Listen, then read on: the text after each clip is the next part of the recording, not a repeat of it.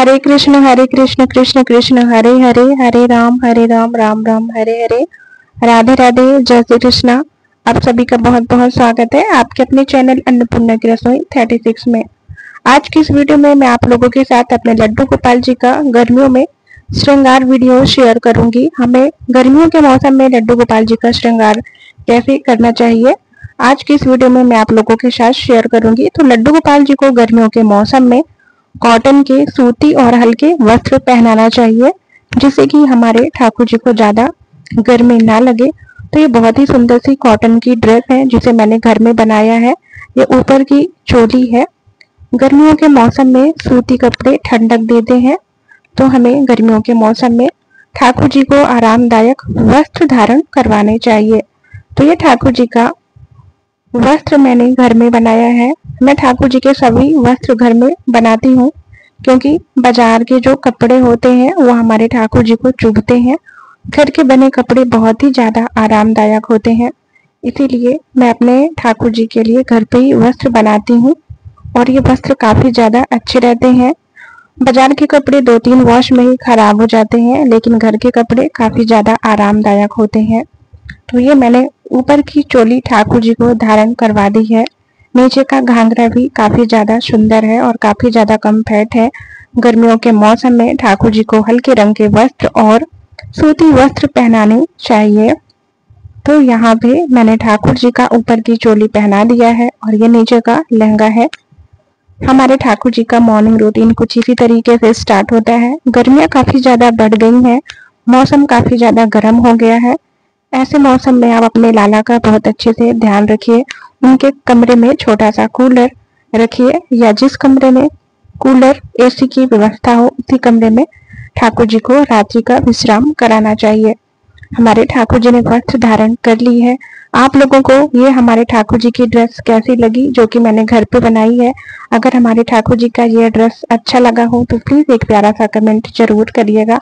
आप लोग जब एक प्यारा सा कमेंट करते हैं तो मुझे बहुत ज्यादा अच्छा लगता है। तो चलिए बाकी का श्रृंगार करेंगे ठाकुर जी का।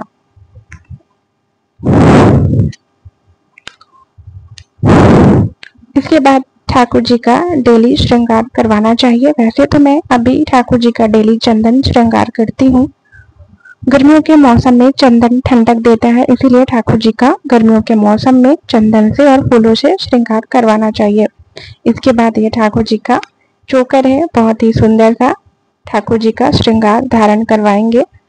इसके बाद ये ठाकुर जी की मोतियों की सुंदर सी माला है,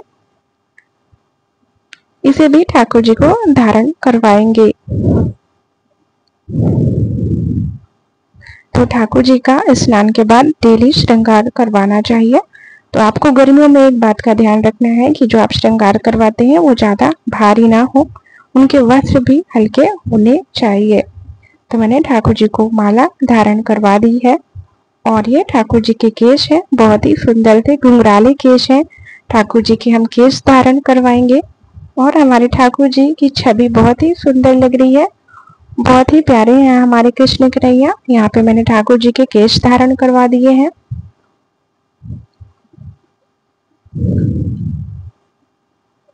इसके बाद ठाकुर जी को इस समय मैं कानों में फूलों की बालियां धारण करवाती हूँ। ये बहुत ज्यादा पुष्प हल्के होते हैं और ठंडक भी देते हैं, इसलिए आप गर्मियों के मौसम में ठाकुर जी का फूलों से बहुत ही सुंदर सा श्रृंगार कर सकते हैं। और इसके बाद ये देखिए हमारे ठाकुर जी का जो श्रृंगार है बहुत ही सुंदर लग रहा है। ये ठाकुर जी की मुरली है, जो कि हमारे ठाकुर जी को अत्यंत प्रिय है। तो आप ठाकुर जी का श्रृंगार इसी तरीके से बहुत आसान तरीके से आप कर सकते हैं। और इसके बाद ठाकुर जी को डेली चंदन की सेवा जरूर देनी चाहिए। उनके मस्तक पर भी चंदन और तुलसी पत्र अवश्य धारण करवाना चाहिए। तो चलिए हम ठाकुर जी को चंदन अर्पित करेंगे।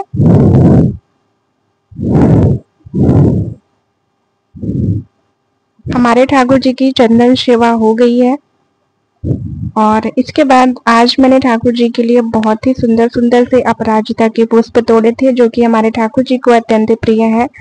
तो गर्मियों के मौसम में जितना ज्यादा संभव हो सके आप सुंदर सुंदर पुष्पों से ठाकुर जी का श्रृंगार करवाइए।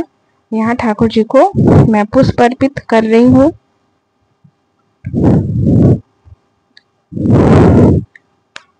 तो यहाँ पे हमारे ठाकुर जी को मैंने पुष्प अर्पित कर दिया है और बहुत ही सुंदर सी सेवा हुई है हमारे ठाकुर जी की।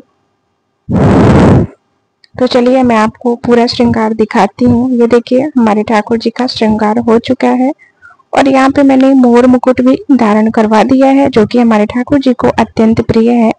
अगर आपके घर में भी ठाकुर जी का विग्रह है, बाल गोपाला अगर आपके घर में विराजित है, आप उनकी बहुत अच्छे से सेवा ग्रहण करिए, उनके लिए सुंदर सुंदर से वस्त्र बनाइए, तरह तरह से उनका फूलों का श्रृंगार करिए। गर्मियों के मौसम में ठंडी ठंडी चीजों का ठाकुर जी को भोग लगाइए, जैसे कि छाछ, लस्सी, मैंगो शेक, आइसक्रीम घर पर।